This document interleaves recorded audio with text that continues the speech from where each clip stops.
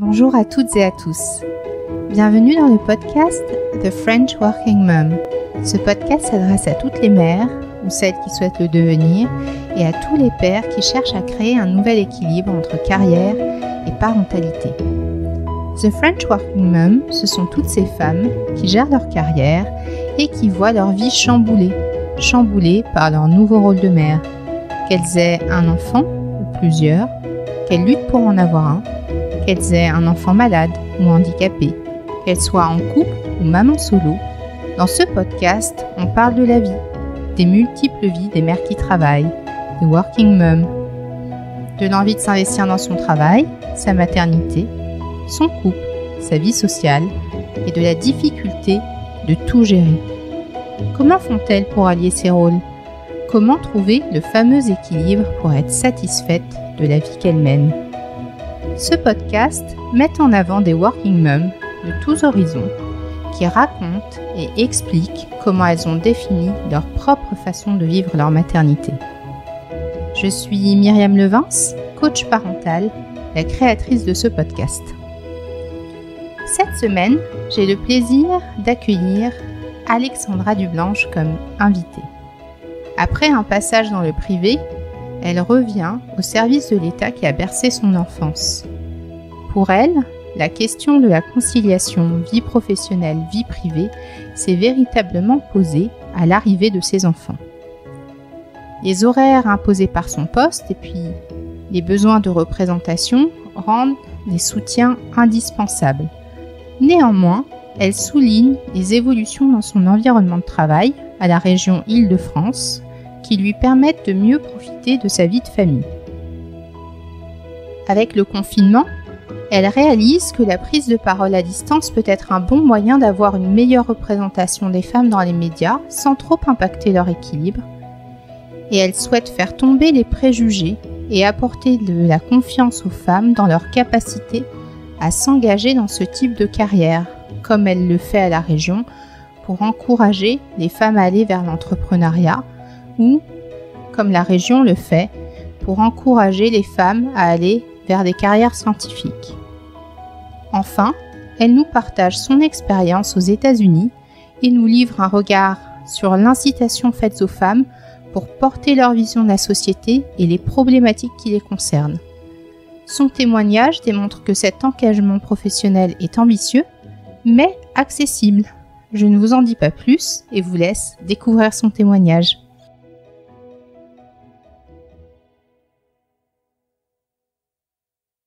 Bonjour Alexandra. Bonjour.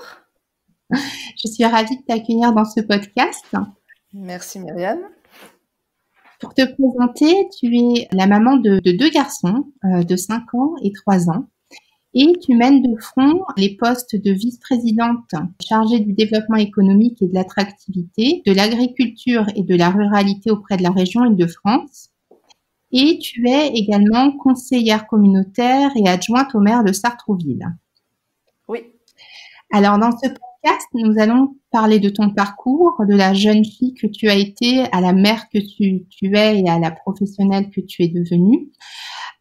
Pour commencer, est-ce que tu peux nous en dire un petit peu plus sur ton enfance, ce que faisaient tes parents et ce qu'ils t'ont légué pour devenir la maman et la professionnelle que tu es aujourd'hui? Alors tout à fait, donc merci beaucoup Myriam pour ton invitation. Donc moi je suis née dans une famille de politiques et de fonctionnaires, ce qui m'a donné comme envie de faire tout sauf cela dans un premier temps. Donc j'ai longtemps fait un peu fui, c'est-à-dire que j'ai fait une école de commerce, je suis allée dans le privé, je suis allée à l'international. Et puis ça a fini par me rattraper, sachant que j'ai quand même toujours eu cet intérêt pour la chose publique et le fait de servir quand même son pays d'une façon ou d'une autre. Déjà en école de commerce, dès qu'on nous demandait un mémoire ou quelque chose, je faisais quand même des choses en lien un peu avec la politique, sur le marketing politique par exemple. Donc il y avait quand même quelque chose, mais voilà, je suis d'abord partie Donc j'ai commencé ma carrière en Allemagne dans le secteur privé chez McKinsey. Et puis ça a fini par me rattraper, un peu quelque part par hasard, après cette expérience dans le privé où voilà, je savais plus trop quoi faire. J'avais démissionné de mon job et j'ai commencé à parler avec pas mal d'amis qui avaient fait Sciences Po, parce que les cordonniers sont toujours les plus mal chaussés. Donc voilà, je voulais voir par moi-même et donc par des amis plutôt. Et donc voilà, et là, à un moment, quelqu'un m'a dit: «Donne-moi ton CV, il y a un poste en cabinet ministériel». Je ne savais pas du tout ce que ça représentait exactement comme boulot. Et puis j'ai donné mon CV alors que j'avais plutôt l'intention d'aller en Argentine apprendre l'espagnol à l'époque. Et puis ça s'est fait et j'ai commencé à travailler pour Luc Châtel et j'ai adoré. Et c'est là que tout a commencé. Donc voilà, je pense que ce que m'ont apporté mes parents, c'est, ben voilà, j'ai des parents qui toute leur vie ont travaillé pour l'État, pour notre pays, pour les autres. Et évidemment, j'ai vu toute mon enfance, mon père être constamment voilà, au contact des gens, à essayer de régler leurs problèmes. Ma mère, pareil, en tant que fonctionnaire. Et évidemment, c'est certain que ça a impacté sur voilà, ma volonté aussi de me mettre au service d'eux. Donc voilà, j'ai juste mis un tout petit peu de temps à m'en rendre compte. Et voilà, mais voilà, maintenant aujourd'hui, je suis très heureuse de ce que je fais et je ne voudrais rien faire d'autre pour l'instant en tout cas. Alors, tu étais très jeune quand tes parents étaient dans ces fonctions-là. Donc, tu disais que ta mère était fonctionnaire. Elle était euh, dans un organisme particulier de l'État? Ma mère travaillait au ministère de la Justice, enfin pour la justice, elle était greffière et donc voilà, elle était dans ce secteur-là. D'accord. Et effectivement, ton père, lui, est passé par des démarches plus électorales pour obtenir les postes qu'il a eus. Oui. Et ça, c'est également une question. Aujourd'hui, il y a une représentativité des femmes qui commence à être intéressante. On tourne autour des 35% de femmes parmi les parlementaires. Dans les années 90, on était plutôt autour des 5%. À l'époque, quelle image tu te faisais de la place des femmes en politique, j'entends dans une démarche justement électorale dans certains organes de l'État que sont les cabinets ministériels, les chambres parlementaires. Comment est-ce que tu vois ça avec ton œil de jeune femme? Alors, à l'époque, bon, c'est vrai que moi j'étais très jeune. Enfin, quand je suis née, mon père était déjà élu. Et effectivement, j'ai le souvenir d'un monde plutôt masculin, voilà, lors des meetings, etc. Et moi-même, au cours de voilà, de ma carrière dans le privé, puis après quand j'ai un peu découvert ce monde de la politique, j'ai jamais, et ça c'est peut-être aussi mes parents, mon père qui me l'a inculqué, j'ai jamais senti, moi, la différence d'être une femme jusqu'à ce que j'ai des enfants. Et où là, je me suis rendu compte que c'était un milieu beaucoup plus compliqué pour les femmes. C'est vrai que j'ai aussi eu de la chance, j'ai fait des belles rencontres dans ma vie politique qui ont fait que je n'ai peut-être pas senti tout de suite cette différence qui était faite. Je pense que j'arrivais aussi avec un bagage professionnel qui me donnait un peu de crédibilité. Je faisais pas partie de ceux qui n'avaient fait que ça. Donc je pense qu'il y avait une reconnaissance aussi de quelque chose que je pouvais apporter de différent. Et puis j'ai fait des belles rencontres puisque la personne qui m'a vraiment lancée en politique, c'est Valérie Pécresse. Donc c'est une femme. Donc j'ai eu énormément de chance d'être accompagnée dans ce milieu-là par elle et d'être poussée et de voir des femmes aussi aider d'autres femmes. Et donc voilà. Et après, c'est quand j'ai eu je parle du moment de devenir maman parce qu'on se rend compte qu'en fait, c'est surtout sur le rythme de travail. C'est que tant qu'on n'a pas voilà, d'enfants et de responsabilités à la maison, bon, bah, il n'y a aucun sujet à travailler jour et nuit, week-end compris, etc. Mais d'ailleurs, ça parle, c'est la même chose pour McKinsey, hein, dans le privé. Mais à partir du moment où on a des enfants, c'est plus compliqué d'être sur le marché le dimanche à 10 heures, d'être à la fête de l'association sportive le samedi à 15 heures, évidemment. Et donc, il y a un déséquilibre qui se crée entre des hommes, même pour notre génération, je pense, même si les choses commencent à changer, qui peuvent être là tout le temps, partout. Et ce qui est très important quand même en politique, cela reste important. Et puis, des femmes qui ont des contraintes. Et donc, moi, je suis persuadée que plus il y aura de femmes, plus les choses changeront. Moi, je l'ai vu à la région. Valérie Pécresse, dès qu'elle est arrivée, elle a fait des choses qui peuvent paraître un peu insignifiantes, mais qui ont un poids important. Typiquement, supprimer les séances de nuit à la région. C'est aussi penser aux femmes qui peuvent pas passer la nuit.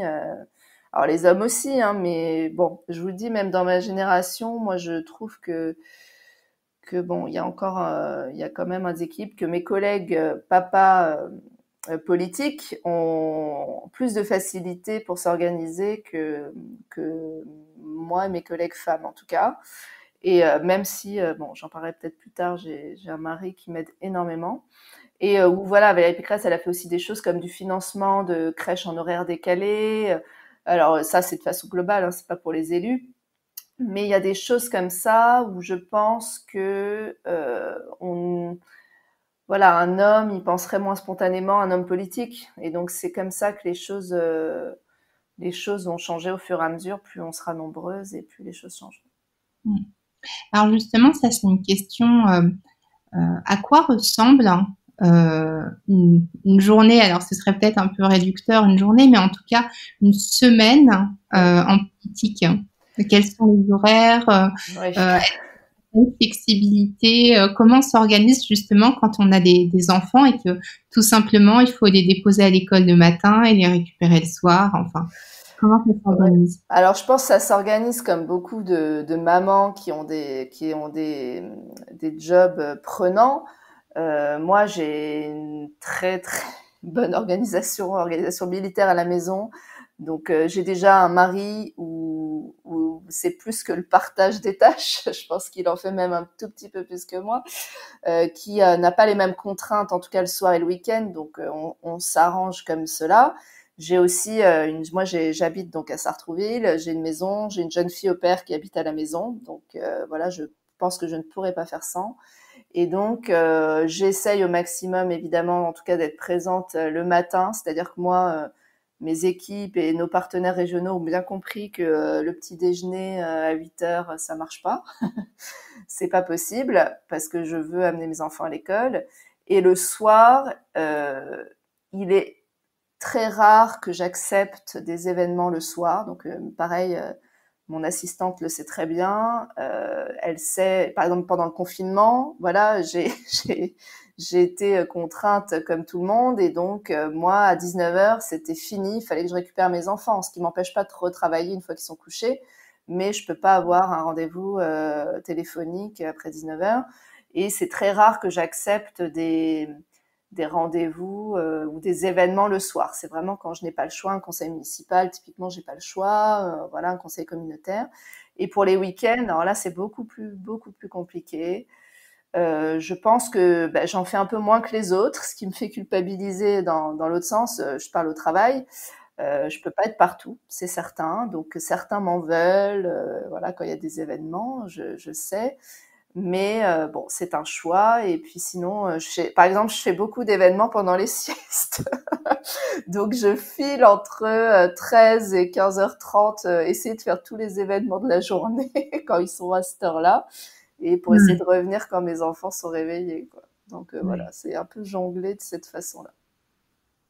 Alors justement, j'ai vu qu'au niveau de la région Île-de-France, il y avait des dispositifs qui avaient été mis en place aussi bien pour les salariés que pour les administrés finalement, pour la conciliation vie personnelle, vie professionnelle.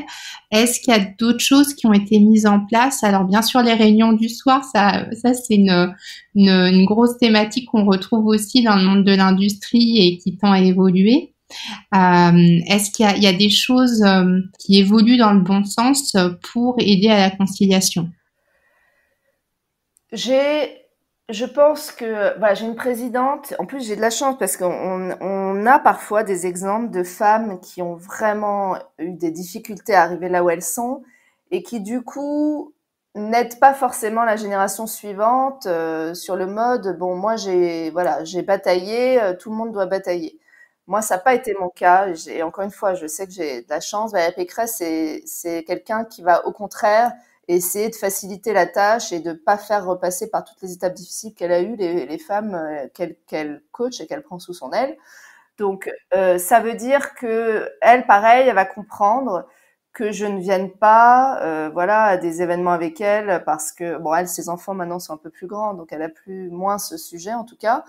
Donc elle va comprendre, par exemple ce soir je l'accompagne à 18h dans le Val d'Oise pour un événement, elle comprendra que je parte un peu plus tôt qu'elle par exemple. Donc ça elle va jamais le reprocher, ou elle ne va jamais mettre des réunions voilà à 8h du matin. Elle sait très bien ce que c'est, elle s'est beaucoup entourée de femmes elle a mis des femmes aussi aux responsabilités. Ça je pense que indirectement ça aide, comment dire, le partage des tâches, c'est-à-dire donner des postes de responsabilité à des femmes, leur montrer que elles peuvent y arriver, elles peuvent le faire. Donc c'est aussi bien dans son cabinet. Elle a une directrice de cabinet, elle a une directrice de cabinet adjointe.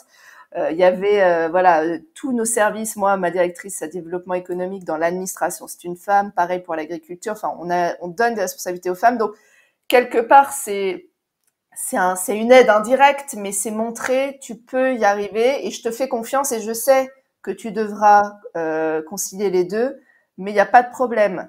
Moi, par exemple, j'ai eu mon premier bébé en pleine campagne des régionales.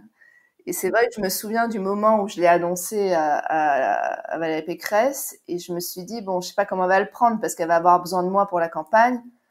Ben, il n'y a eu aucun sujet. Donc c'est aussi cette liberté d'esprit de se dire bon bah si je peux le faire, c'est certes ça va pas être simple, mais j'ai quelqu'un de compréhensif qui sera à l'écoute si j'y arrive plus ou si j'ai besoin de temps ou voilà.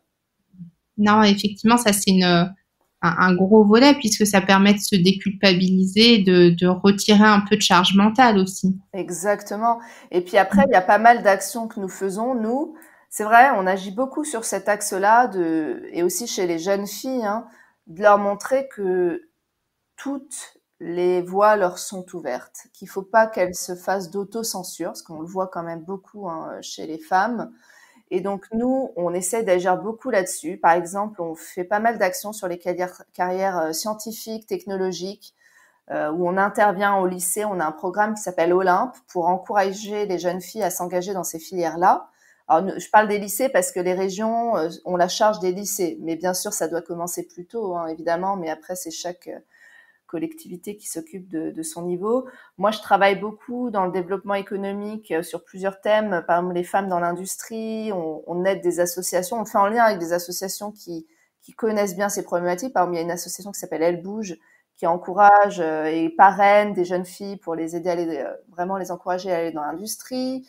C'est aussi du tutorat. On aide aussi, par exemple, les femmes de plus de 45 ans qui veulent reprendre une activité professionnelle après avoir eu des enfants. Donc, on va subventionner toutes ces associations. Et moi, par exemple, sur l'entrepreneuriat, j'ai pas mal d'actions. Donc, je suis en charge du développement économique. Aujourd'hui, il y a deux problèmes. Il y a un problème, c'est que c'est à peu près 27% de femmes qui dirigent des entreprises françaises. Donc, voilà, c'est 52% de la population, mais que 27%. Mais il y a un chiffre pour moi qui est encore plus marquant, c'est que il y a 27% des femmes qui se lancent dans l'entrepreneuriat qui doutent de leur capacité à réussir, 27%, seulement 9% pour les hommes. Tout ça pour dire que la confiance en soi et alors la confiance en soi c'est extrêmement important, puis il y a beaucoup d'autocensure. Donc nous, on essaye d'accompagner les femmes là-dessus. Donc par exemple sur l'entrepreneuriat, on travaille pas mal de partenaires qui accompagnent les femmes dans l'entrepreneuriat. On va leur dire il faut accompagner dans les gens que vous accompagnez. Moi, je veux 50% de femmes. Donc, ok, si elles viennent pas à vous, ben, vous allez aller les chercher parce qu'elles sont là, elles existent. Hein. C'est juste qu'elles osent moins. Et donc, je vous impose d'aller davantage les chercher. dans les subventions qu'on octroie, là, on est en train d'essayer de voir comment faire attirer plus de dossiers portés par des femmes. Parce qu'en gros, tous les dossiers de femmes qui nous arrivent, on leur octroie une aide, mais il y en a peu par rapport à des dossiers portés par des hommes. Alors qu'il y a évidemment tout autant de bons dossiers portés par des femmes, mais elles viennent moins nous voir. Donc là-dessus, on essaye, il y a pareil, il y a l'intelligence artificielle, où il y a des sujets. Donc moi, par exemple, sur l'intelligence artificielle, on a fait toute une stratégie sur l'IA, et je l'ai copiloté avec des femmes de l'IA. Donc c'est important pour nous. Je pense que c'est aussi le fait, encore une fois, qu'on est une femme présidente de région, que voilà, moi je suis aussi une femme à la tête de ce sujet, sur l'agriculture aussi, qui n'est pas forcément un sujet très féminin, où on essaie de féminiser la profession. Et donc voilà, on essaye d'agir de cette façon. Et dernière chose aussi, en créant alors c'est un anglicisme, mais des rôles modèles, des modèles de femmes. Donc on a fait un prix qui s'appelle les Elles de France. Alors c'est pas que de la communication, c'est pour montrer à des jeunes filles qu'il y a des belles réussites, que ce soit dans l'innovation, que ce soit dans des projets sociaux, voilà, donc enfin il y a pas mal de catégories de ce prix, et de leur montrer qu'elles peuvent y arriver, des femmes ingénieures, etc. Oui, complètement. Effectivement, la question des rôles modèles, donc tu t'en parlais dans le domaine de l'ingénierie, de l'informatique, de l'agriculture, c'est une vraie question. Est-ce que en politique, tu crois qu'il y a une faible représentation des femmes parce que il manque de rôle modèle? Je pense,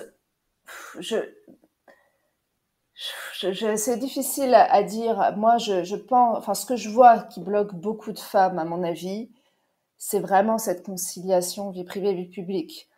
Et c'est vrai que je pense quand on voit, alors je suis désolée, hein, mais c'est un exemple que j'ai tous les jours devant moi, donc je parle beaucoup d'elle. Une Valérie Pécresse qui a 3 enfants, ses enfants sont pas malheureux, pas traumatisés, et elle a réussi. Je me dis, voilà, si elle peut, bon, bah, il n'y a pas de raison que derrière on n'y arrive pas. Mais c'est vraiment cette conciliation. Je vois, hein, en fait, les femmes en politique, quand je vois moi autour de moi à mon niveau, c'est soit des femmes plus âgées qui ont leurs enfants déjà grands, soit et qui se disent bon allez maintenant je peux y aller, soit des femmes sans enfants ou des femmes avant qu'elles aient des enfants. Mais il y a vraiment un changement qui s'opère une fois que elles deviennent mamans, et forcément c'est vraiment dur de concilier. Et moi ça me désespère parce que je me dis que du coup c'est pas du tout représentatif. Au-delà du 50-50, je vois par exemple, je pense que c'est très compliqué pour une maman seule de se lancer dans une carrière comme ça, et c'est pas normal parce que c'est une partie de la société et elle devrait être représentée. Et moi, si j'avais pas mon mari, je pourrais pas faire ça. Donc, je trouve qu'il y a un déséquilibre, mais bon, c'est valable pour plein d'autres professions, hein. Mais du coup, et d'ailleurs, c'est pas qu'une histoire homme-femme. Je vois aussi dans les profils d'élus, il y a beaucoup de retraités parce qu'ils ont le temps. Il y a, voilà, voilà, c'est pas tout à fait représentatif de la société. Quelques années avant d'avoir tes enfants, toi, tu as eu une expérience aux États-Unis. Oui. Tu es partie pour faire un master d'administration publique à l'université de Harvard. Oui. Et en parallèle, tu t'es impliquée comme bénévole au sein de la campagne de Barack Obama et auprès d'une sénatrice, la sénatrice de New York. Oui. Et là, est-ce que tu as observé des différences entre la France et les États-Unis en ce qui concerne la place réservée aux femmes? Alors moi, ça a été mes premières campagnes aux États-Unis, puisque vraiment c'est là. En fait, en arrivant à Harvard, j'étais partie pour faire donc un master en administration publique, mais finalement, comme c'était très très ouvert, en termes de choix de cours, mais encore une fois un peu par hasard, je me suis notamment fait embarquer dans un programme pour les femmes en politique, où moi j'y allais un peu comme observatrice en disant non mais moi ça m'intéresse les techniques de campagne américaines, et puis en fait finalement je me suis retrouvée dans des campagnes menées par des femmes aux États-Unis, et il y avait vraiment un très très fort engagement, que ce soit au sein de l'université mais au sein de la politique américaine, sur la place des femmes. Ça m'a vraiment marqué. Je ne sais pas si c'est encore davantage qu'en France, mais en tout cas, il y a énormément d'organisations là-bas qui ne gèrent que ça, c'est-à-dire s'occuper de repérer des femmes pour les inciter à aller en politique. Et c'est vrai que moi, rien que là, au début, avant de rentrer dans cette campagne de Kirsten Gillibrand, celle qui a succédé à Hillary Clinton à New York, j'avais eu cette espèce de, je vais pas dire de lavage de cerveau, hein, mais vraiment très persuasif en tout cas, de dire, en fait, et ce discours m'a beaucoup marqué, t'es une femme, t'as des capacités, tu as une responsabilité envers ton pays. Tu peux pas laisser, enfin, ce n'est pas équilibré de laisser la voix qu'aux hommes politiques, même si moi, j'oppose jamais les deux, parce que évidemment que il y a plein de choses où il y a aucune différence, mais il y en a d'autres où je me dis on y pense un tout petit peu plus parce qu'on est une femme, et donc du coup, c'est vrai que ce discours-là de dire bon, tu as toutes les capacités autant que tes collègues hommes pour y arriver. Et voilà, il faut porter cette voix aussi des femmes. Ça m'a pas mal marqué. Puis ça a été, oui, après, quand en plus ma sénatrice était très, très engagée sur ces sujets-là, et je me suis occupée auprès d'elle d'une initiative qu'elle avait, alors je sais pas comment on traduit en français, mais pour que les femmes, comment dire, ne restent pas sur le bord du chemin. Et donc voilà, elle avait une très forte implication là-dessus pour engager les femmes à se lancer en politique, mais pas qu'en politique. Dans l'entrepreneuriat, c'était un mouvement plus global que la politique. Et donc c'est vrai que ça m'a beaucoup marqué dans mon parcours. Et est-ce que tu connais des organisations similaires en France? Parce que tu parlais de Elle Bouge, par exemple, qui fait beaucoup dans le monde de l'ingénierie et de l'industrie. Pour autant, en politique, je suis pas persuadée. À ma connaissance, il n'y a pas de. Alors il y en a une qui s'appelle, comment elle s'appelle, et Femme élue, ou je sais plus. Il y en a quelques-unes, mais il y en a une qui, je sais plus comment, voilà, qui organise tous les ans un forum global, mais je sais pas pourquoi c'est. Bon, moi en tout cas, je n'y suis jamais allée. Je sais pas si c'est très puissant comme organisation. En fait, le problème, j'ai l'impression, enfin moi, la vision que j'en ai de l'extérieur, je ne sais pas si elle est tout à fait juste, mais j'ai l'impression que les têtes de ces organisations n'étant pas complètement neutres politiquement, c'est dur de faire un mouvement plus global. Tandis que aux États-Unis, bon, alors non, j'exagère parce qu'aux États-Unis, c'est aussi très, il y en a certaines démocrates, d'autres plus républicaines, mais bon, je sais pas, ça m'a l'air plus large comme mouvement. Mais je dis peut-être des bêtises parce que voilà, j'ai jamais trop été approchée par ces organisations, et donc voilà, je ne sais pas. Et elles interviennent comme un réseau de femmes investies en politique, ou est-ce que elles vont un petit peu comme d'autres associations dans d'autres domaines auprès d'étudiantes pour expliquer que c'est possible pour elles, en fait? Je les connais pas assez honnêtement. J'ai plutôt l'impression que c'était que les élus, mais je ne voudrais pas dire des bêtises parce que je les connais pas assez. Mais en tout cas, ça prouve bien que voilà, je suis vice-présidente d'une grande région de France, je suis pas au courant, c'est que l'info ne m'est pas parvenue, donc voilà, je suis peut-être pas représentative, mais bon, c'est qu'il y a quand même, c'est que c'est pas très non plus très global, parce que sinon je pense que je serais plus au courant. Et pour en revenir à ta maternité, donc Oui. tu dis que tu as eu ton premier pendant la campagne des régionales. Est-ce que la maternité a changé quelque chose dans dans ta façon d'exercer en fait ton métier?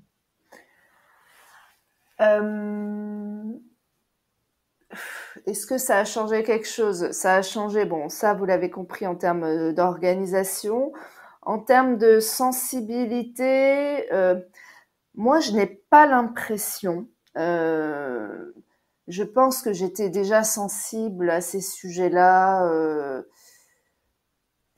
Mais là où je suis peut-être un peu plus à l'écoute, c'est justement, j'essaye un peu plus qu'avant de pousser des mamans et de coacher aussi des jeunes mamans à continuer en politique ou à échanger, à leur faire part de mon expérience qui n'est pas parfaite, attention, hein, du tout, mais de leur dire, je pense que j'ai plus conscience de mon rôle un peu, de leur montrer qu'on peut y arriver, que c'est pas simple, hein. Moi, après, je me fais aussi attaquer, hein, mais ça, toutes les femmes politiques se font attaquer pour bien se faire culpabiliser. Ah bon, mais t'es pas avec tes enfants. Enfin, voilà, ça, on se prend des remarques tout le temps. Mais je pense que c'est important qu'il y ait cette entraide entre générations. Et donc ça, je le fais évidemment plus qu'avant, quand je n'étais pas du tout, j'étais pas du tout maman. Mais dans ma façon d'aborder les problèmes, je pense pas. Non, je ne pense pas. Voilà, j'ai la même attention et non, non. Après, peut-être je suis, à mon avis, parce que je me demande ce que je faisais avant de tout ce temps. Je pense que je dois être beaucoup, beaucoup plus efficace qu'avant. Ça, je pense que c'est le lot de toutes les mamans qui travaillent. Voilà, évidemment, j'ai évidemment au moins un tiers de temps, et encore je suis sympathique, de temps en moins pour réaliser la même chose que mes collègues hommes. Donc forcément, il y a un moment, il faut être voilà, plus rapide ou plus, je sais pas. En tout cas, par définition, mes journées ne se sont pas allongées, elles font toujours 24 heures, donc j'ai dû être plus efficace. Ok. Et du coup, toi, quel conseil tu donnerais à des femmes qui pourraient être attirées par le monde de la politique? Quelles idées préconçues déjà on peut déconstruire et quels conseils tu donnerais pour y arriver?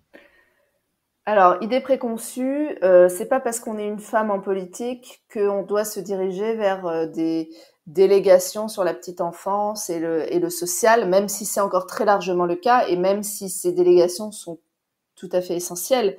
Je dis juste que moi, je suis pas très fan de la féminisation des sujets et des thématiques. Moi, j'ai la chance d'avoir des thématiques qui sont pas du tout catégorisées de féminines. Et ce que je veux dire là-dedans, c'est qu'il devrait pas y avoir de distinction. C'est en fonction des compétences. Il n'y a aucune raison qu'une maman qui travaille dans un grand groupe énergétique, elle se retrouve à la petite enfance. Enfin, pourquoi voilà, donc ça, j'espère que ça va évoluer, parce que je trouve quand même qu'on le voit dans les conseils municipaux, c'est encore pas mal cela. Mais voilà, il faut s'appuyer d'abord sur la compétence des personnes avant et pas sur leur sexe. Enfin, faudrait pas du tout s'appuyer sur leur sexe. Donc voilà, après une maman peut être intéressée évidemment par ces sujets, et donc dans ce cas-là tout va bien, mais les cantonner à ces délégations féminines, donc voilà, ça je pense que faut pas accepter. On peut être femme élue aux finances, hein, il y en a pas encore assez. Hier j'en ai rencontré une d'ailleurs, j'étais ravie parce que voilà, il faut. Et donc ça, moi typiquement à la région, c'est pas du tout le cas. Donc moi je suis à l'agriculture, je suis au développement économique, je suis à l'industrie, enfin voilà. Donc ça je trouve ça très bien, parce que pourquoi elle m'a mise là?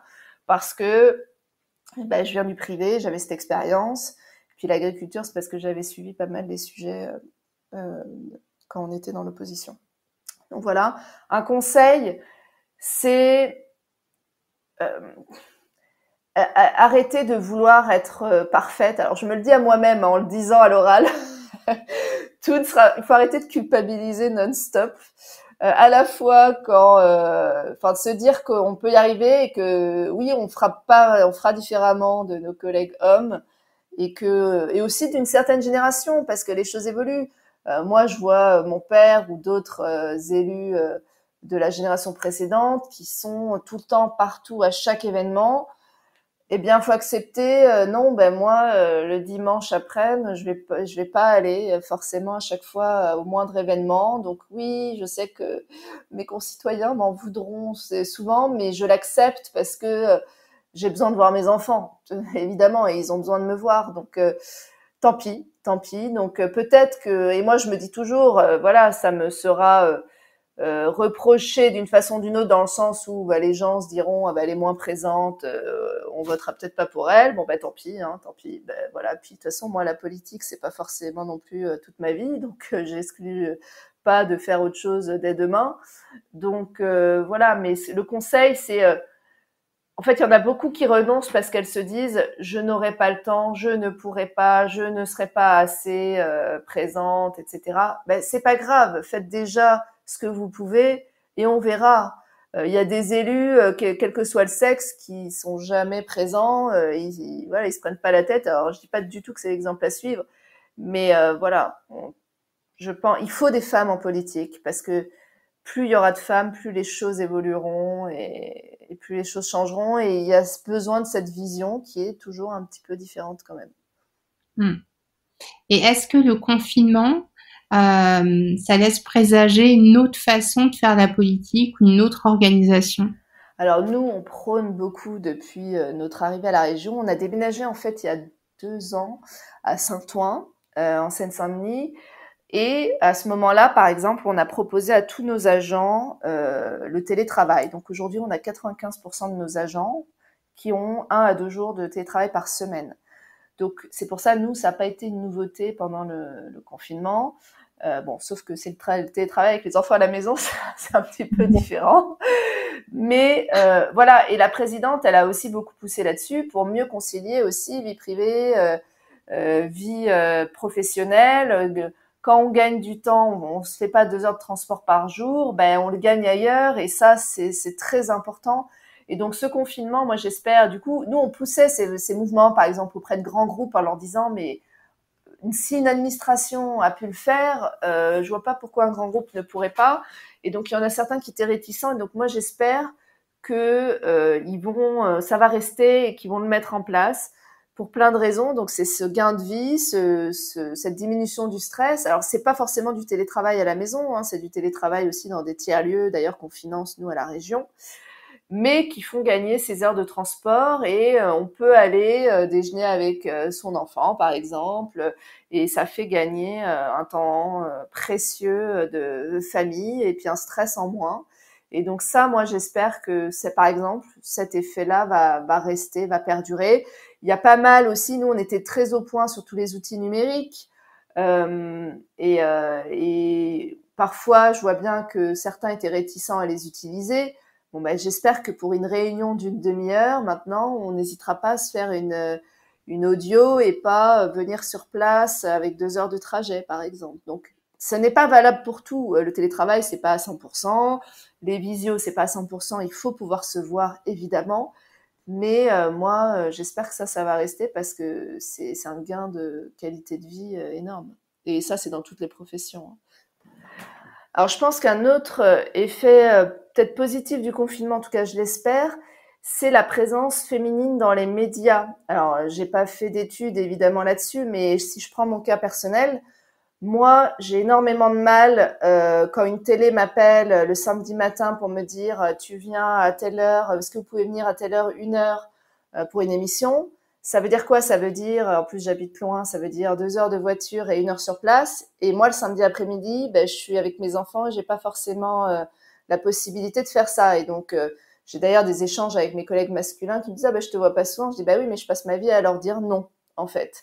Et là, ce qui a été pas mal dans le confinement, c'était que ça se faisait beaucoup par visio. Donc, ça change tout. M'absenter 10 minutes dans mon bureau pour faire une interview et mes enfants sont dans le salon et je les retrouve tout de suite après, oui, là, je vais dire oui.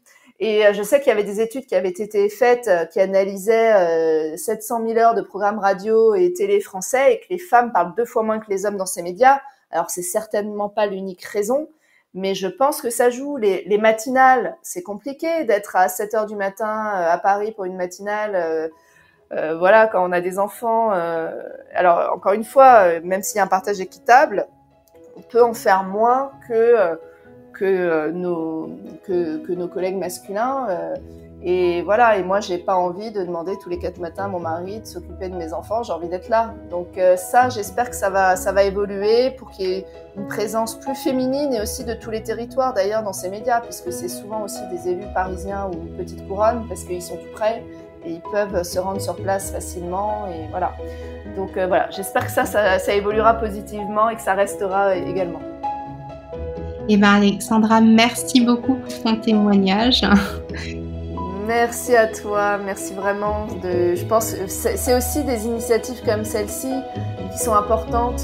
Je trouve que voilà, le témoignage des femmes que tu interroges dans plein d'autres professions, ça montre le chemin. Et quand on se dit que c'est possible, qu'on voit des exemples, on se dit pourquoi pas moi. Et ça, c'est vraiment indispensable. Et bien, en tout cas, merci beaucoup d'avoir contribué à ce projet-là.